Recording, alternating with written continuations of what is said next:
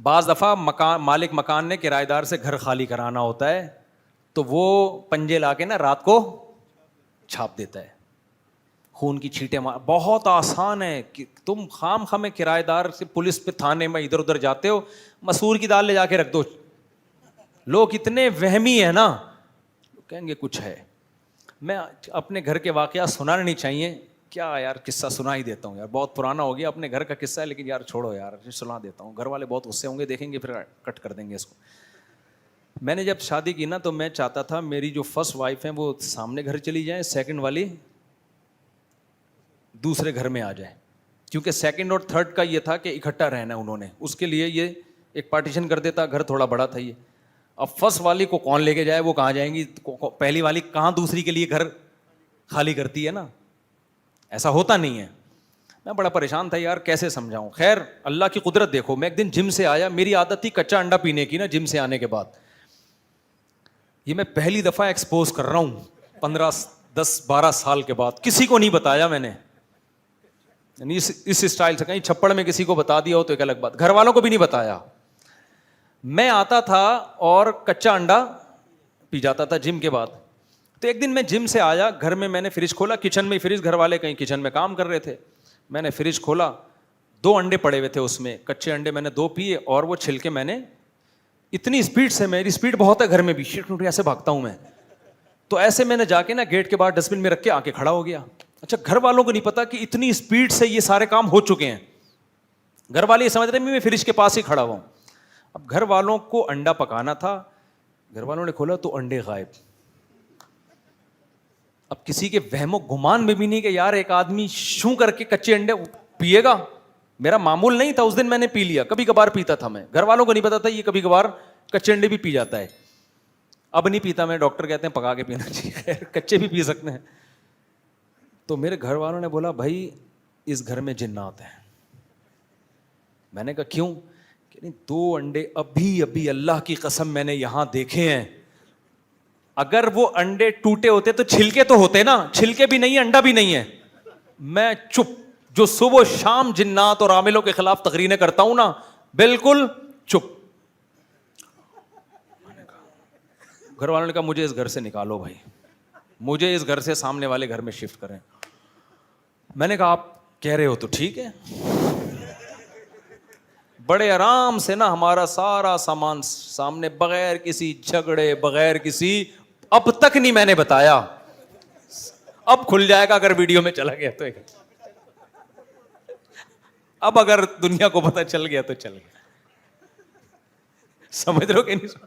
اس قصے کو میرا خیال ہے یہ 2008 یا 9 کا قصہ ہے, 2008 یا 9 کا واقعہ بتا رہا ہوں آپ کو میں. تو بھائی وہم ہے اور کچھ نہیں ہے, کچھ نہ کچھ دنیا میں ہو رہا ہوتا ہے. بعض چیزوں کے اسباب خفیہ ہوتے ہیں, ہم اس کو کس پہ ڈال دیتے ہیں, جن پہ ڈال دیتے ہیں کہ جن نے کیا. ہم نے کہا چلو یار فی الحال جن کے کھاتے میں ڈالو, دیکھا جائے گا. پہلی دفعہ میں جن کا واقعہ سن کے خاموش رہا ہوں. تو میں یہ آپ کر رہا ہوں کہ ہماری قوم کی یہ نفسیات ہے, کرایہ دار سے مکان خالی کروانا ہو, مکان کی قیمت گرانی ہو, 2 ٹکے کی آپ کو دشمنی نکالنی ہے, 3 کروڑ کا مکان ہے اس کا, آپ پریشان ہو, یہ حسد میں جل رہے ہو نا یار 3 کروڑ کا مکان, میرے سامنے کا بندہ ہے بزنس کر کر کے 3 کروڑ کی پراپرٹیاں بنا رہا ہے. کوئی آپ جا کے تھوڑی سی نا لال رنگ لے کے چھینٹے مار کے آ جایا کرو گیٹ پہ, کو مسور کی دال پھینک کے آ جاؤ. اتنے وہمی ہے نا لوگ, وہ یقیناً کسی عامل کو, بزرگ کو بلائیں گے, وہ سونگے گا یوں کر کے نا, ایسے جیسے نہیں کتا سونگ رہا ہوتا جا کے, یہ جو چرس نکالنے والے اس طرح عامل سونگتے ہیں, میں نے خود دیکھے ہیں. سونگے گا, بولے گا کچھ اثرات ہیں, کچھ کیا ہے. ابھی کچھ دن پہلے میں کسی کے گھر گیا ہوں, میں اتنا عاملوں کے خلاف بولتا ہوں پھر بھی لوگوں میں عقل نہیں آ رہی یار. ایک صاحب کہنے لگا ارے مفتی صاحب بالکل صحیح ٹائم پہ, اسی ہفتے کا واقعہ, کہہ رہے ہیں صحیح ٹائم پہ آئے آپ. میں نے کہا خیریت. کہہ رہے ہیں یار میں کرولا میں آیا تھا, میرے پاس ریموٹ, وہ جو کنٹرول والی جو چابی ہوتی ہے, ریموٹ تھا میرے پاس, وہ میں جیب میں ڈال کے گھر گیا ہوں, واپس آیا ہوں جیب میں چابی نہیں ہے.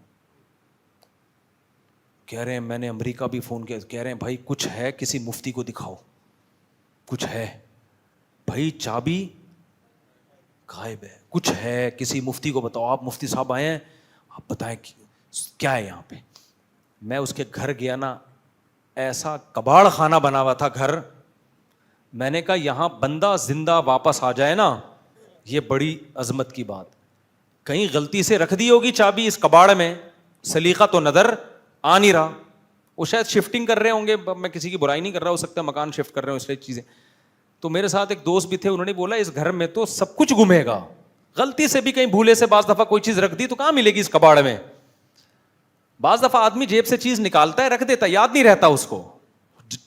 کرولا کی چابی گم گئی ہے اور ایک پڑھا لکھا آدمی کس پہ ڈال رہا ہے, جن پہ. اور مجھے دیکھ کے خوش ہو رہے کہ مفتی صاحب آ گئے, اب بتائیں گے کون سی چڑیل کا یہ کام ہے. تو یہ ہے ترقی. صحیح ہے, ہم کہاں پہنچیں گے, چاند پہ.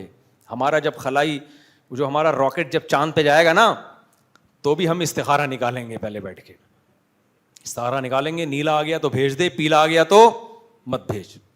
اور پھر اگر وہ راکٹ اوپر تباہ ہو گیا تو پھر ہم کہیں گے کہ یار لگتا ہے جاپان نے کوئی جنات بھیجے اسپیشل خلا میں, جاپان کے عاملوں سے رابطہ کرو. تو ہم لوگ تو بھائی بیڑا غرق ہوا نہیں ہے, ہو چکا ہے ہمارا.